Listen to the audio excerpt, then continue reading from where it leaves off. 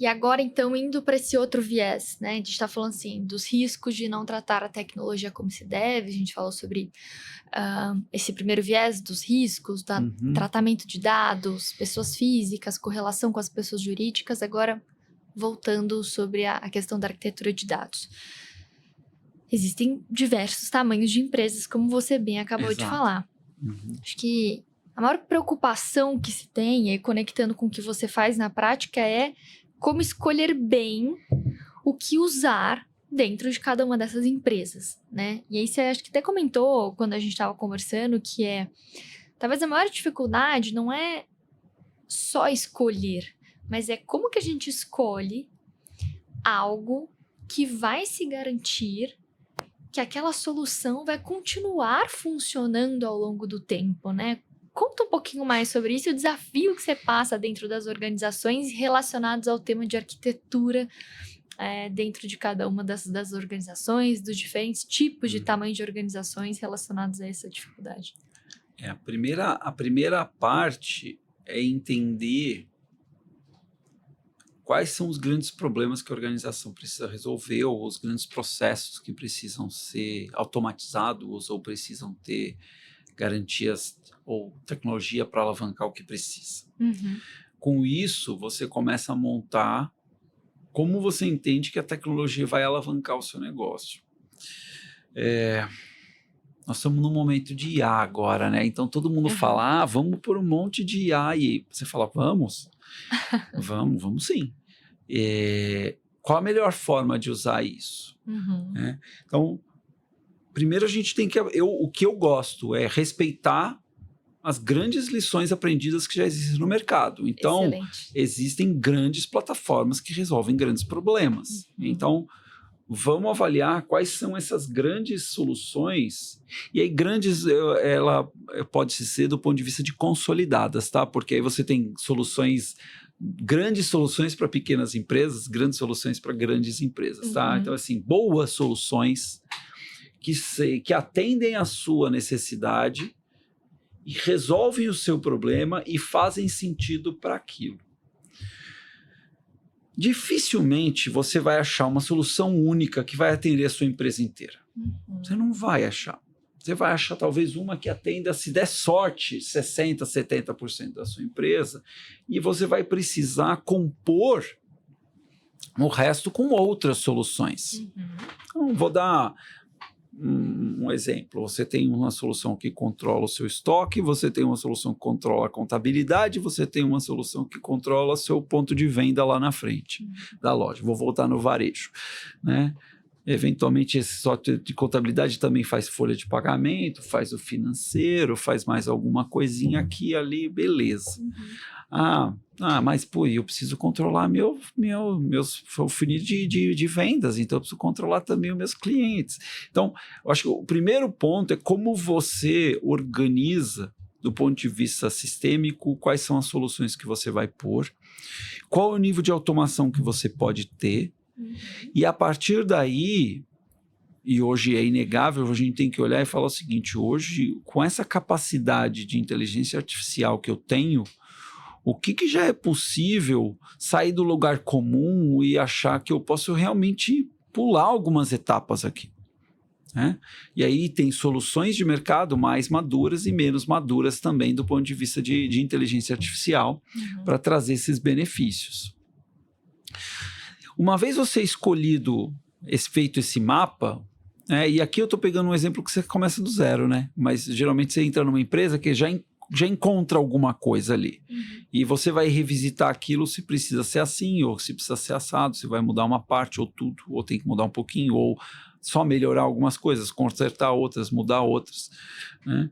E você discutir, e aí você fala assim, esse produto aqui, esse pedaço aqui nós vamos ter que trocar. Por quê? Porque esse sistema, ou você não tem nada, ou porque esse sistema aqui é muito ruim, ou ele é velho, ele já ficou pequeno para você. Isso é importante você olhar, né? E aí você vai ao mercado e fala assim, o que você tem de solução no mercado para olhar isso? E aí você tem método para comparar soluções, de forma que essa avaliação de sistemas ela seja factual e não emocional. Você não pode... Porque tem vendedor que é muito bom, né? E aí você volta e fala, é esse produto que eu quero. Uhum. E às vezes ele é realmente muito bom. Mas às vezes ele é mais do que você precisa. E às vezes ele é mais caro do que você precisa. Perfeito. E você tem que lembrar que quando você traz um sistema, ele vai trazer um custo embutido, né? Hoje o sistema você não compra e fala, não gasto mais R$1 com isso. Ele vai gerar um custo fixo para você. Então precisa avaliar se aquele custo fixo ele é relevante para você. Você precisa avaliar se a complexidade daquele sistema não vai demandar você ter que contratar mais 2 pessoas para manter aquele sistema. Você tem que avaliar se aquele sistema não vai demandar um link de internet melhor, um computador mais rápido. Ele vai trazer outros custos que você, de repente, só porque você gostou do papo do vendedor, você caiu num golpe você caiu num custo que você não precisava, não era nem um golpe, você caiu num custo que você não precisava. Uhum. Então, isso é muito importante discutir, e tudo isso é método. Tá? Tudo isso é discutível para você colocar, porque depois, tecnologia tem ciclo de vida. As pessoas não gostam de falar isso, mas tem. Tá? Tecnologia tem ciclo de vida. Por quê? Porque você mesmo comentou, a tecnologia está avançando muito rápido. Muito rápido. Então, por que você vai acreditar que você vai pôr um sistema ali e você acha que em 10, 15 anos não vai trocar nunca mais? Vai! Né? Ele vai trocar. Então, essa discussão de arquitetura, ela é constante nas empresas, ela deveria ser constante nas empresas, e isso é fundamental. E quanto maior, e o que vai acontecendo agora com a inteligência artificial é que você vai começar a ter soluções cada vez mais especialistas e menores dentro desse seu mapa. E aí a capacidade de você administrar e saber se isso tudo está funcionando bem e entregando valor é ainda mais importante. Fora a dificuldade de integrar todas essas muito específicas, né? Totalmente, totalmente. E aí aqui todo mundo falar a mesma língua, todo mundo entender que o dado é o mesmo dado. Né? Eu tenho clientes que você vai e você tem um cadastro de itens que você trabalha e cada um tem o seu. E aí cada um compra uma coisa, cada um faz uma coisa. Por quê? Porque a história da empresa foi assim. Aí chega um momento que você tem que organizar, senão você nem integra. Você nunca vai achar que essa caneta é a mesma que aquela. Entendeu? E tem um outro ponto também que eu acho bastante interessante, que é assim, algumas empresas que eu passo, elas trazem muito algumas coisas, tipo, nossa, olha essa nova tecnologia. Ah, põe aí, vamos colocar essa aqui. Ah, não, olha essa outra aqui, vamos colocar essa também. Olha essa nova, dá pra gente colocar. Até dá pra integrar, vamos colocar essa aqui, vamos integrar. E começa a virar aquele grande Frankenstein, aquela coisa, e dados e mais pessoas pra cuidar daquilo tudo. E elas não começam a pensar sobre, e se algum desses bracinhos para? Exato. E se alguma dessas coisas no dia seguinte, ou alguma dessas pessoas, e aí contrata uma única pessoa que sabe, só aquela pessoa sabe lidar com aquele sistema, e aquela pessoa fica doente. E essas preocupações mesmo, assim, né, de dentro das empresas que vão fazendo esses Frankensteins, assim, de sistemas, e não param para pensar em duas coisas: como manter isso no longo prazo, e como integrar isso de uma maneira que de fato funcione. E não só que funcionou hoje, mas pode ser que qualquer coisa faça aquilo parar de funcionar no dia seguinte, né? Exato. E você começa a depender daquilo de uma forma, chega uma hora que você não sabe viver sem. E é muito legal isso é um conforto, não é uma delícia, né? Você tem uma tecnologia que te traz um conforto, isso na sua casa você usa o tempo todo, você quer. Só que tem coisa que para de funcionar e você não percebe. E a hora que você percebe pode ser já tarde demais para as organizações. Né, uma integração entre 2 sistemas, que tem que manter um sistema que está acontecendo, ele está cuidando de uma coisa aqui, ele tem que manter o outro atualizado lá. E aí pode ter várias situações sobre isso. Chega uma hora que isso não acontece, se isso não foi bem pensado, você perde todo o histórico, você não garante, você não perdeu. E aí sempre vai ter aquele que vai perguntar assim, por que vocês não pensaram nisso? Isso é óbvio. Só que na hora de fazer, isso é simples, faz logo, isso é rápido, todo mundo faz isso em 15 dias. Né? Então, essa pressão que a gente tem hoje, que a tecnologia tem que resolver tudo muito rápido, ela é uma pressão das empresas de tecnologia que estão ofertando tecnologia, mas as empresas que não são de tecnologia, mas sim ajudadas por ela, elas têm que pensar que o fim delas não é a tecnologia em si. Sim. A fim delas é você chegar na loja e ficar feliz que o produto que você queria, você saiu com ele, ou que você recebeu o produto na sua casa, ou que você consumiu um serviço, ou que você foi para um atendimento e deu tudo certo. O seu valor é esse. Sim. O seu valor é esse. Você não vai falar assim, poxa, o sistema de estoque dessa empresa deve ser incrível. Eu saio porque eu sou consultor. Mas o consumidor normal não sai daqui e fala, nossa, olha, sempre que eu vou naquela loja tem o que eu preciso. É isso que ele fala. Mas para ele falar aquilo, a empresa tem que garantir uma série de coisas por trás. E aquilo é o valor dela. Entendeu? Aquilo é o valor dela. Não pode... quantas vezes você não foi numa empresa ou passou por uma situação que você falou assim, poxa, gente, como vocês não pensaram nisso? Não é possível que o seu sistema não faz isso aqui, não posso fazer isso, porque é tão básico. Porque as pessoas não pensaram no valor da ponta. Né? E ficam simplesmente querendo resolver tecnologia por tecnologia. Eu acho que isso se conecta também com outro ponto que você trouxe, que é sobre o começar certo, que talvez é o mais... talvez o que as pessoas até pensam que sai mais caro, mas às vezes é mais trabalhoso, versus o consertar lá na frente porque começou mais fácil, né? O que você traz um pouco sobre essa visão? Eu preciso tomar cuidado com essa frase, porque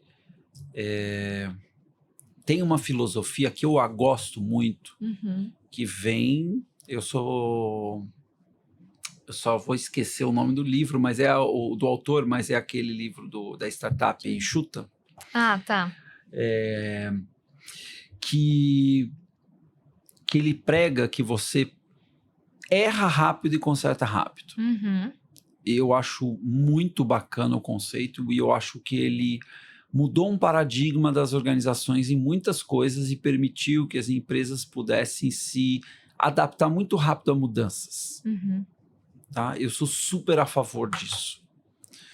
Por outro lado, tanto esse método quanto o método de agilidade e outras questões que tem hoje no mundo da tecnologia acabam sendo, de certa forma, inconsequentes poxa, vamos errar rápido e consertar rápido e tudo bem. Mas a minha pergunta é, poxa, para que errar tanto? Excelente. Calma lá também, né? Parcimônia. Assim, tem coisa que não precisava errar. Sabe, era mais 5 minutinhos de conversa e a gente resolvia um monte de coisa aqui, sabe? Eu não sei se uma respiradinha funda. Eu não sei se é um pouco o meu lado analista, arqueólogo lá, que é da minha brincadeira, assim, de querer pesquisar um pouco mais. Mas, assim, tem algumas coisas de, assim, pensar 2, 3 implicações lá para frente antes de sair fazendo, putz, te poupa tanta coisa.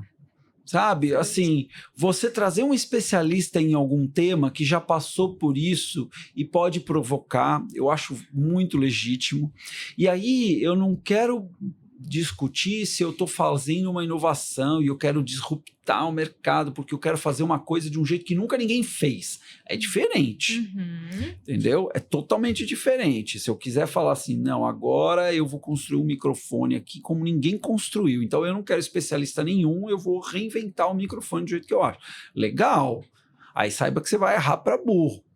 Mas eu vejo muita gente errando rápido e consertando rápido coisas que já estão resolvidas no mundo. Já erraram muito, né? Entendeu? E assim, se perde muito tempo com essas coisas e gasta dinheiro muito com essas coisas. Então,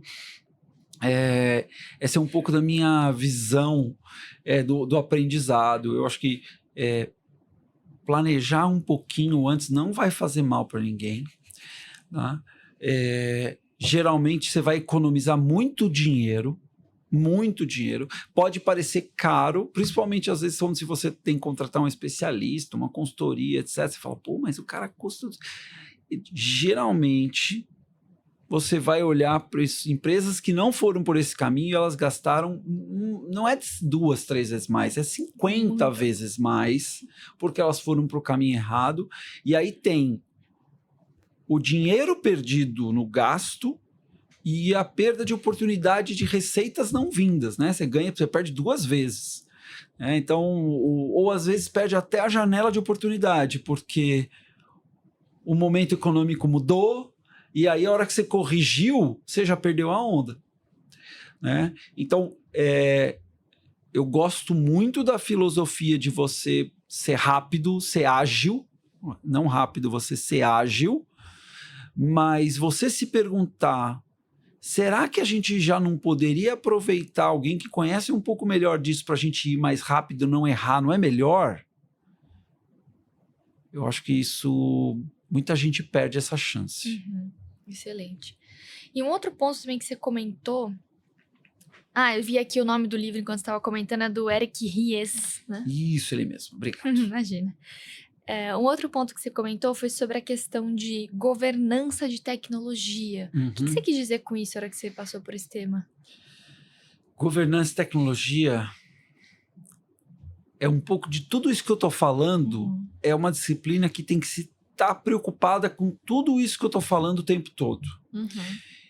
Isso não quer dizer que isso tem que virar uma burocracia, porque muita gente olha a governança como algo, nossa, isso aqui vai só empacar minha vida, né? Isso aqui vai ser um custo que eu vou ter ali e não vai levar a valor nenhum.